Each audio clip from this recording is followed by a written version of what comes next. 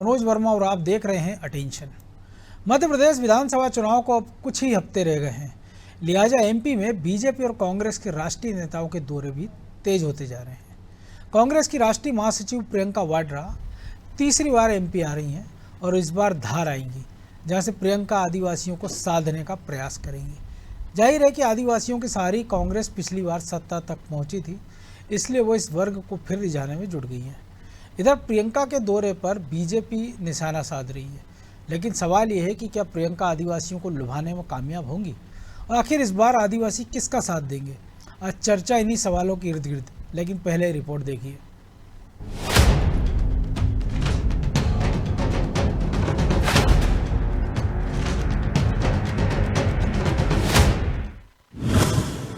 तेज हुई 2023 की रेस, फिर प्रियंका आ रही मध्य प्रदेश। धार का दौरा करेंगी प्रियंका। इस बार आदिवासी साथ देगा किसका? प्रियंका गांधी एक बार फिर मध्य प्रदेश आ रही है। 5 अक्टूबर को वो धार आएंगी। जबलपुर ग्वालियर के बाद प्रियंका का धार आना कई मायनों में अहम है। दरअसल कांग्रेस की महासचिव प्रियंका मोहनखेड़ा में एक बड़ी रैली को संबोधित कर आदिवासी वोटर्स को साधेंगी। जाहिर है कि आदिवासी बहुल जिलों में 2018 के विधानसभा चुनाव में कांग्रेस का बेहतर प्रदर्शन रहा था, इसलिए अब कांग्रेस एक बार फिर इस वर्ग को अपने पाले में लाने के लिए जी तोड़ मेहनत कर रही है। वहीं प्रियंका के दौरे को कांग्रेसी आदिवासी को रिझाने के एंगल से नहीं, बल्कि कार्यकर्ताओं में जोश भरने के नजरिए से देख रही है। देखिए, आला कमान के तमाम नेताओं के दौरे होने हैं। चुनावी साल है, 2-2.5 महीने बचे हैं। बहुत सारे दौरे होंगे अलग अलग नेताओं के। खड़गे जी भी आएंगे, राहुल जी भी आएंगे, प्रियंका जी के दौरे हो भी चुके हैं और भी होंगे। और ये जो धार के क्षेत्र का दौरा है, इसमें बहुत महत्वपूर्ण हमारा कार्यकर्ता जुटने वाला है वहाँ पे। और आदिवासी वर्ग को साधने की ज़रूरत हमें नहीं है। आदिवासी वर्ग हमारे साथ है, आदिवासी वर्ग हमारा है, हमारा परिवार का हिस्सा है। कुछ दिन पहले कांग्रेस के राष्ट्रीय अध्यक्ष मल्लिकार्जुन खड़गे दलितों को लुभाने के लिए सागर आए थे और अब कांग्रेस ने आदिवासियों पर फोकस करना शुरू कर दिया है, क्योंकि पिछले चुनाव में भी जयस के सहारे आदिवासियों का साथ कांग्रेस को मिला था, लेकिन इस बार जयस की स्थिति अलग नजर आ रही है। ऐसे में कांग्रेस इस वर्ग को साधने के लिए पूरा जोर खुद ही लगा रही है। वहीं बीजेपी प्रियंका के दौरे को लेकर कांग्रेस पर हमलावर है। बीजेपी कह रही है कि इस बार आदिवासी बीजेपी के साथ ही जाएंगे। देखिए, ये प्रवासी पक्षी हैं। जब जब चुनाव होता है तब तब आपको फिरोज भाई के परिवार के राहुल गांधी जी, चुनावी हिंदू, प्रियंका जी मैदान में नजर आते हैं। कभी इन्होंने मध्य प्रदेश के विषयों से सरोकार रखा ही नहीं। कुछ महीने पहले जबलपुर में आई थी, फिर 2-4 महीने विराम किया, अब धार में आने की तैयारी है। तो यदि आप ऐसे ही प्रवासी पक्षी के तौर पर चुनाव के मौके पर आओगे तो क्या जन प्रभाव उत्पन्न कर पाओगे? आदिवासियों को साधने के मामले में बीजेपी भी पीछे नहीं दिख रही है। बीजेपी इस वोट बैंक को रिझाने के लिए लगातार कार्यक्रम कर रही है। कई जगहों के नाम बदलकर आदिवासियों के जननायकों के नाम पर रख दिया गया है। यही वजह है कि कांग्रेस में थोड़ी बेचैनी है कि अगर बीजेपी अपनी रणनीति में कामयाब हुई तो उसके हाथ से ये वर्ग छिटक सकता है। खैर, अब देखना होगा कि आदिवासियों को इस बार लुभाने में कांग्रेस कहां तक सफल हो पाती है। ब्यूरो रिपोर्ट, अनादि टीवी।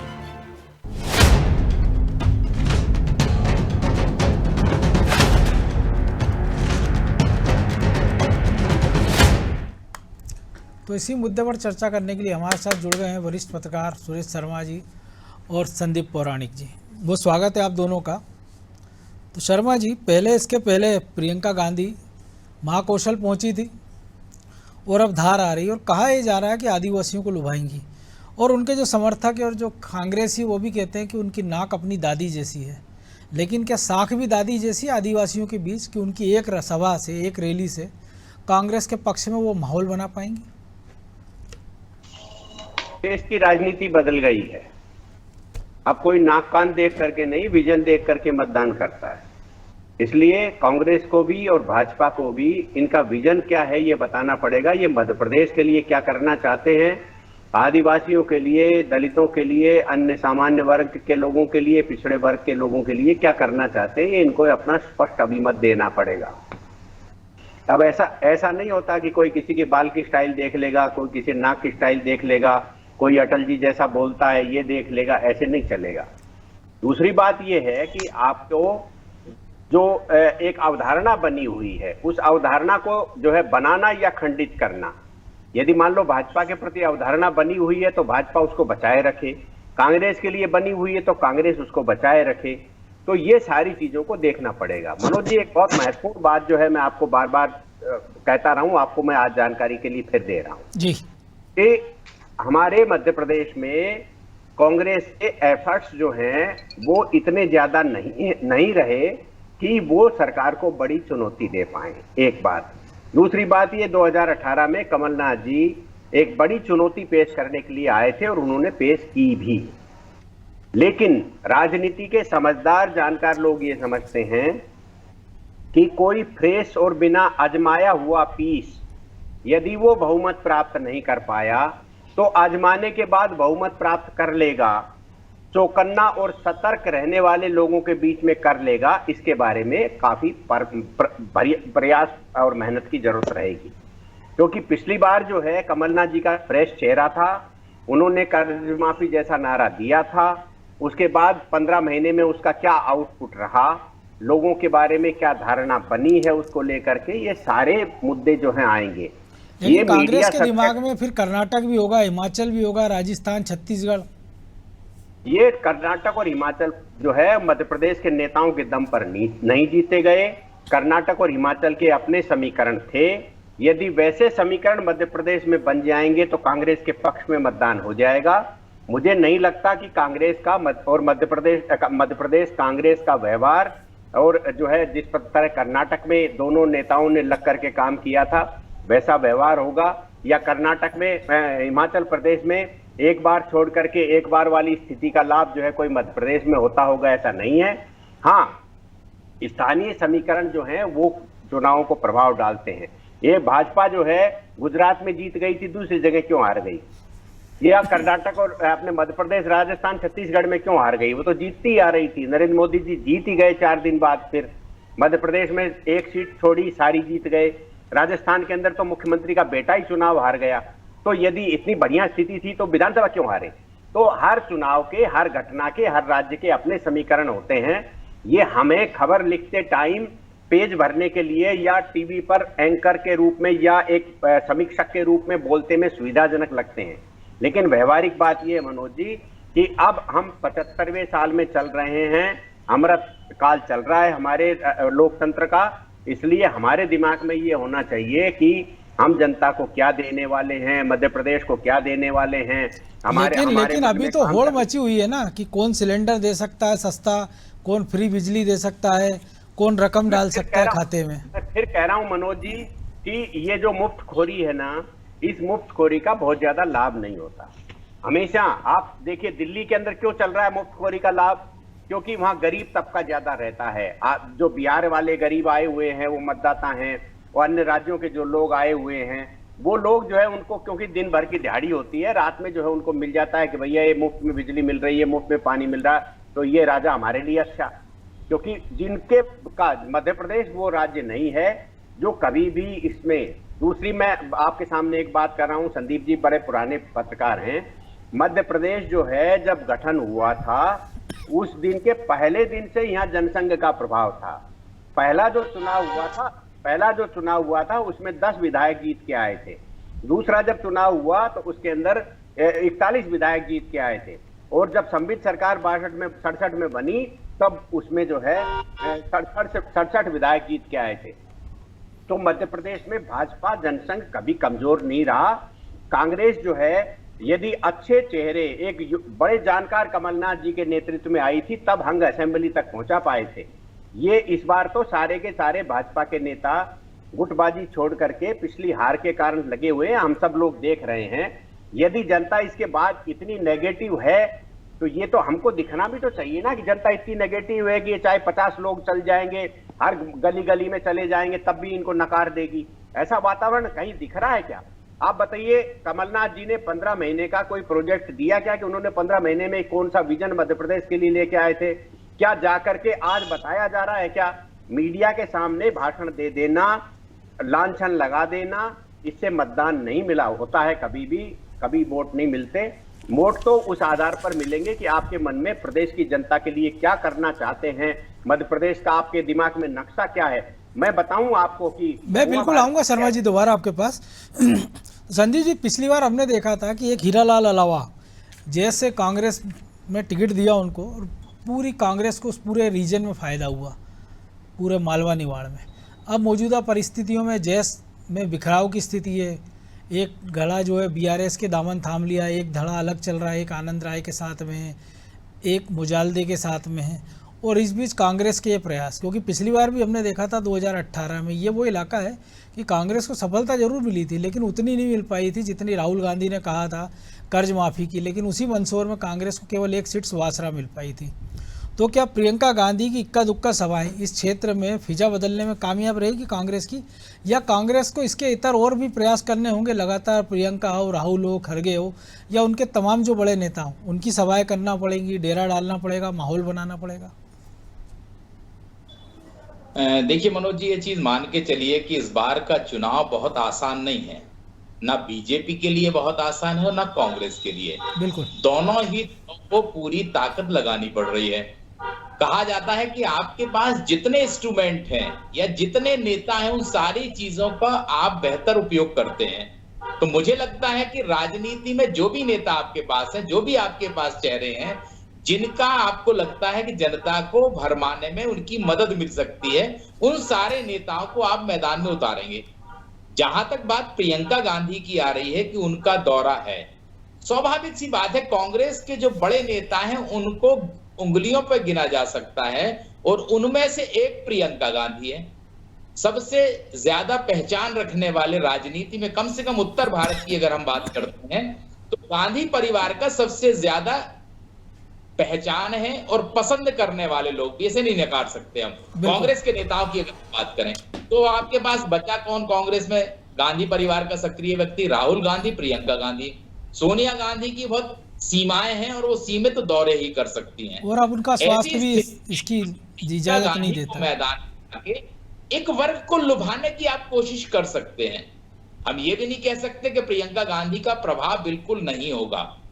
मनोज जी, मैं ये मानता हूं कि श्रीमती गांधी, इंदिरा गांधी थी 84 के बाद, ठीक है वो राजनीति में नहीं है, जिस घटनाक्रम में उनका अंत हो गया था, लेकिन आज भी देश की राजनीति में अगर गांधी परिवार की बात आती है तो नेहरू और इंदिरा की ही बात होती है, राजीव जी की भी बात होती है। तो ऐसी स्थिति में आदिवासी इलाके में अगर आप कभी जाएं तो मैं ये मानता हूं कि आज भी लोग इंदिरा गांधी को नहीं भूले हैं। ऐसा नहीं है, नई पीढ़ी आई है, लेकिन जो पुरानी पीढ़ी है वो श्रीमती इंदिरा गांधी को नहीं भूली है, और पोती है उनकी प्रियंका गांधी। तो कहीं ना कहीं लोगों को वो तस्वीर दिखती है, और आदिवासी वो वर्ग है जो बहुत आसानी से लुभाया जा सकता है। राजनीति को अगर हम देखते हैं तो आजादी के बाद आज तक अगर कोई सबसे ज्यादा छला गया वर्ग है तो वो आदिवासी वर्ग है। उसका वो विकास नहीं हुआ क्योंकि राजनेताओं ने उसे सपने बहुत दिखाए, बड़े बड़े चेहरे दिखाए कि कल्याण करने वाला नेता है, तमाम चीजें हैं। इसके चलते आदिवासियों की स्थिति आज भी बदहाल है। कोई कुछ भी कहे, चाहे बीजेपी कहे कि हमने बहुत कुछ किया, मुझे नहीं लगता है कि उनकी स्थिति में बहुत बदलाव आया। बदलाव आया है, प्रतिशत हो सकता है कुछ, मगर बहुत बदलाव नहीं आया। लेकिन प्रियंका गांधी के दौरे से मुझे यह लगता है कि एक तरफ तो आदिवासी में आप पैठ बनाने की कोशिश करेंगे, और जब बड़ा नेता आपके इलाके में सक्रिय होता है तो कार्यकर्ताओं में भी उत्साह आता है। मनोज जी, तो ये आदिवासियों को लुभाने के साथ कार्यकर्ताओं में जोश भरने की कोशिश मुझे ज्यादा नजर आती है। और वो इलाका ऐसा है जहां कांग्रेस ने पिछली बार थोड़ी सी सफलता अच्छी हासिल की थी, तो कहीं ना कहीं प्रियंका गांधी को उन इलाकों में ले जाया जा रहा है जहां कांग्रेस की स्थिति अच्छी पिछले चुनाव में थी। और जब अगले चुनाव है जो नवंबर दिसंबर में होने वाले हैं हमारे यहाँ, उसके अगर नतीजे सकारात्मक आएंगे तो प्रियंका गांधी की ब्रांडिंग में भी आपको मदद मिलेगी। तो मुझे लगता है ये सोची समझी रणनीति के प्रियंका गांधी को उस इलाके में ले जाया जा रहा है। शर्मा जी, रणनीति है, लेकिन बेहतर रणनीति ये नहीं होती कि आप उनको विंध्य में ले जाते, कि जहाँ कांग्रेस का परफॉर्मेंस सबसे खराब रहा था पिछले चुनाव में, क्योंकि वहाँ कौशल में ठीक ठाक प्रदर्शन था कांग्रेस का। हमने देखा पहली बार छिंदवाड़ा की 7 की 7 सीटें कांग्रेस ने जीती, या मालवा निवाड़ का जो संदीप जी जिक्र कर रहे हैं आपने भी किया। कि विंध्य में जो कमज़ोर कड़ी थी, और कमलनाथ की टीस भी कई बार हमने उसमें देखी है कि अगर विंध्य से कुछ अच्छा हो जाता तो शायद बहुमत की सरकार बन जाती। देखिए, अभी मैं कुछ दिन पहले एक इंटरव्यू देख रहा था इनका, अपने हेमंता शर्मा जी का, अपने असम के मुख्यमंत्री जी। उनने एक बड़ी अच्छी बात कही थी कि जब भी राहुल गांधी जी दौरे से आते हैं तो लोग कहते हैं कि बहुत मैच्योर हो गए। तो उनने कहा कि भाई 51 साल का व्यक्ति यदि मैच्योर होने की प्रक्रिया में है तो ये तो सहनशीलता किसी बड़े ही व्यक्ति की हो सकती है। यदि हम 40 बरस के बाद ये कहें कि आदिवासी इंदिरा जी की सूरत को जानता है, उनके द्वारा किए गए डेवलपमेंट को जानता है, और फिर हम ये कहें कि अभी भी उसकी सूरत आदिवासी की खराब है और बीजेपी की सरकार के समय कोई काम हुआ भी होगा थोड़ा बहुत, तो ये एक ऐसी जो वो शब्द हैं जिनके कारण ये समझ में आ जाता है कि आदिवासियों को इंदिरा जी का चेहरा दिखाया गया होगा लेकिन उनका डेवलपमेंट नहीं हुआ। यदि उनके लिए कोई डेवलपमेंट के काम किए जाते तो निश्चित रूप से आज जो सरकारें हैं, चाहे कांग्रेस की हो चाहे भाजपा की हो देश भर में, इन लोगों को, उन आदिवासियों को इसी स्थिति में, नंगे भूखे स्थिति में नहीं देखना, और जिनको भ्रमित किया जा सकता हो ऐसी स्थिति में देखने की स्थिति नहीं होती। मैं फिर आपके सामने मनोज जी ये बात दृढ़ता से कह रहा हूं कि आदिवासी और दलित हमारे देश में धर्मांतरण के लिए सर्वाधिक सरल टारगेट है। और चाहे गांधी परिवार हो, सोनिया जी के बाद की बात कर रहा हूं मैं, ये हमेशा उन आदिवासी परिवारों के यानी क्षेत्रों के अंदर जाकर के सभाएं करते हैं ताकि मिशनरीज को समर्थन मिले और इनके कारण जो है उनको सेफ रास्ता मिल जाए और धर्मांतरण। लेकिन ये सॉफ्ट टारगेट भी तो इसीलिए कि जो सामाजिक व्यवस्था है कहीं ना कहीं उनके साथ भेदभाव और ये सब होता ही है। कोई किसी के साथ कभी कोई भेदभाव नहीं हुआ। ये क्या है, अंग्रेजों के द्वारा बनाई गई धारणा थी। किसी ने किसी का शोषण नहीं किया। जिसके पास जिस काम की जिम्मेदारी थी उस हिसाब का उसने काम किया। और शोषण तो सबसे ज्यादा जिनका हुआ है उनको सबसे उच्च वर्ग कहा जाता है, जिनके लिए खाने तक की व्यवस्था नहीं होती, मंदिर में आप नहीं चढ़ाते तो ब्राह्मण भूखे मरते। ये सब डायलॉग बाजी हैं, ये समाज को विभाजित करने के लिए और समाज को कमजोर दिखाने के डायलॉग्स हैं। ये इनके चक्करों में मीडिया को नहीं पड़ना चाहिए। दूसरी बात मैं ये कहना चाह रहा हूं कि यदि आज हम मीडिया के लोगों को ये महसूस हो रहा है कि सरकारों ने आदिवासियों को और पिछड़े क्षेत्रों का काम नहीं किया, तो ये 75 साल की सरकारों ने क्या किया, ये हम सब लोगों के लिए भी आज हमने उजागर क्यों नहीं किया मीडिया के लोगों ने, ये हमारे ऊपर भी उतना ही बड़ा प्रश्न है। हम समीक्षा के नाम पर जो बोले हमारा अधिकार है, लेकिन हम मीडिया की दृष्टि से भी ये विचार करें कि यदि किसी क्षेत्र में 75 वर्ष की आजादी में डेवलपमेंट नहीं हुआ और हम लोग शांत बैठे रहे, ये हमारे लिए बहुत चिंता की बात है। इसलिए आज समीक्षा करते समय ये देखना पड़ेगा कि यदि कांग्रेस, यदि भाजपा सभी क्षेत्रों के लिए, समग्र मध्य प्रदेश के लिए, सभी वर्गों के लिए अपना विजन प्रस्तुत करे कि भाई हम आपके लिए ये कर रहे हैं। मैं आपको पिछले दौर में ये बात कह रहा था, 2003 में उमा जी को मुख्यमंत्री प्रोजेक्ट किया था भाजपा ने। उस समय लाल परेड ग्राउंड पर उन्होंने मध्य प्रदेश का नक्शा पेश किया था कि यदि हमारी सरकार आती है दिग्विजय सिंह जी के बाद तो हम ये काम करेंगे। और आप देखिए कि उनके द्वारा विजन पेश करके सामने गया था, जाना हुआ था।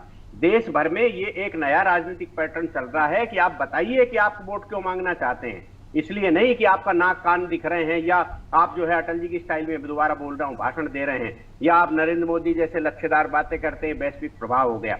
आप वैश्विक प्रभाव को अपने पास रखिए, आप देश के प्रभाव को बताइए। देश के आम आदमी के प्रभाव में कितनी बढ़ोतरी की है ये बताइए आप।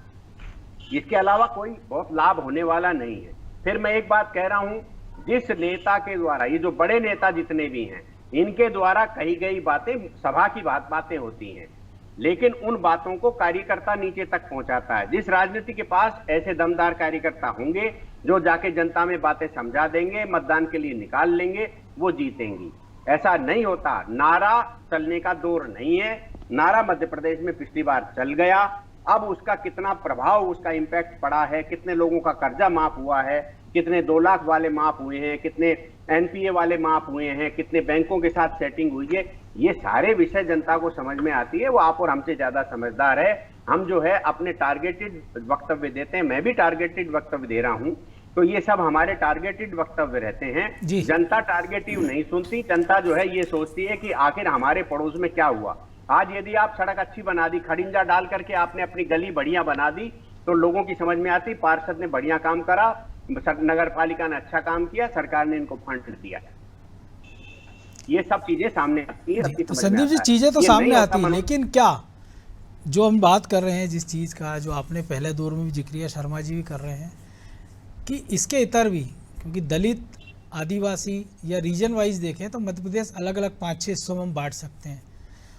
तो केवल इक्का दुक्का और इतनी लंबी गैप के बाद सभाओं से काम चल पाएगा? क्योंकि आपको जब धुआंधार प्रचार करना है, किला लड़ाना है, तो जैसे हम देख रहे हैं बीजेपी की ओर से कि मोदी की हम बात करें तो हम देख रहे हैं इसी एक पखवाड़े में वो 3 बार मध्य प्रदेश में उनका कार्यक्रम होना है। ओंकारेश्वर में होना है, बीना में होना है, भोपाल में होना है। इसके पिछले महीने अमित शाह लगातार दौरे कर रहे हैं और पिछले 1 साल से हम देखें मोदी के दौरे तो आधा दर्जन दौरे हो चुके हैं। देखिए मनोज जी, आप एक चीज मान के चलिए, बीजेपी के पास बड़ी चुनौती है सत्ता बचाने की, और कांग्रेस की जो कार्यशैली रही है, जैसा बीजेपी तो 24/7 काम करने वाला राजनीतिक दल है। आप आज से 3 महीने पहले जाइए, क्या बीजेपी के जो नेता आज सक्रिय हैं, ये सारे नेता सक्रिय थे? बीजेपी की आपको सक्रियता दिख रही है पिछले 1 महीने में, जब से अमित शाह की एंट्री हुई है मध्य प्रदेश में, उसके बाद से बीजेपी नेताओं के तौर तरीके बदल गए हैं। अगर हम देखते हैं तो पार्टी के अध्यक्ष के दौरे लगातार थे और दूसरी तरफ मुख्यमंत्री की सक्रियता थी। तो ये तो हम देखते हैं ना कि जो चुनावी घोड़े होते हैं वो आला कमान के चाबुक के बिना हिलते नहीं है। सक्रियता थी, ज्यों-ज्यों चुनाव आएंगे सक्रियता बढ़ेगी। जहां तक आपने कांग्रेस की बात कही, जैसा मैं पहले भी कह रहा था कि कांग्रेस के पास गिनती के नेता हैं मनोज जी। कांग्रेस के पास वो फौज नहीं है जो बीजेपी के पास है। और निरंतरता राजनीति में सबसे बड़ा कारण है कि जो वही दल सफल होता है जिसका संवाद, संपर्क और निरंतरता बनी रहती है, और बीजेपी इसको बहुत बेहतर तरीके से जानती है। कांग्रेस का जो सबसे बड़ा गैप है या कमी है वो उनके नेताओं की सक्रियता है। टीम में आप मनोज जी कैसे उत्साह भरेंगे? जब आपका कोच मेहनत करेगा, आपका कप्तान मेहनत करेगा, तो टीम में जोश आएगा। कांग्रेस के साथ सबसे बड़ी कमी जो रही है हमेशा, वो ठीक है, जनता का आपको वोट मिल गया, जनता को आपने भरमा लिया, अपनी योजनाओं से लुभा लिया, लेकिन आज का दौर ऐसा है कि आदमी आपकी योजनाओं के परिणामों पर भी गौर करता है। क्या वाकई में उसकी जिंदगी बदली, उसके लोगों को रोजगार मिला, उसके खेती के उपज का 2 गुना दाम मिला, सही दाम मिला? इन सब चीजों का भी विश्लेषण आदमी चुनाव से पहले करता है, लेकिन उसमें बड़ी भूमिका स्थानीय कार्यकर्ता और उम्मीदवार की होती है। उम्मीदवार का चेहरा बड़े मायने रखता है। मैं ये मानता हूं कि केंद्रीय सरकार की योजनाएं अपने अलग तरह की होती हैं, राज्य सरकार की योजना अपने अलग तरह की होती है, लेकिन चुनाव में सबसे बड़ा असर अगर कोई डालता है तो वो उम्मीदवार का चयन और दूसरा कार्यकर्ताओं की मेहनत। अगर कांग्रेस ऐसा करेगी और तो सारे चुनाव निश्चित तौर पर इसी के इर्द गिर्द रहते हैं। लेकिन अब समय की कमी है, इसलिए चर्चा को विराम देना होगा। बहुत धन्यवाद शर्मा जी, संदीप जी। तो निश्चित तौर पर प्रियंका गांधी के जो दौरे मध्य प्रदेश में हो रहे हैं उस पर तो कांग्रेस की बड़ी उम्मीदों से देख रही होगी, क्योंकि उनको लगता है कि गांधी परिवार में जो 2 बड़े चेहरे बचे हैं, राहुल गांधी और प्रियंका, क्योंकि स्वास्थ्य कारणों से सोनिया गांधी उतनी सक्रिय नहीं है, तो क्या वो करिश्मा यहाँ दोहरा पाएंगी? तो कर्नाटक भी कांग्रेस को याद होगा तो बीजेपी उनको उत्तर प्रदेश भी याद दिलाएगी। लेकिन सबसे बड़ा सवाल यही है कि क्या इक्का दुक्का दौरों से माहौल बन पाएगा, और अगर जो माहौल बनता है उसको जनता तक पहुंचाने के लिए क्या कांग्रेस के पास उतने अच्छे हैंड हैं, उतना अच्छा नेटवर्क है? और अगर ये वाकई में है तो फिर चुनाव निश्चित तौर पर दिलचस्प होगा। अटेंशन में आज इतना ही। मुझे दीजिए इजाज़त और आप देखते रहिए अनादि टीवी। नमस्कार।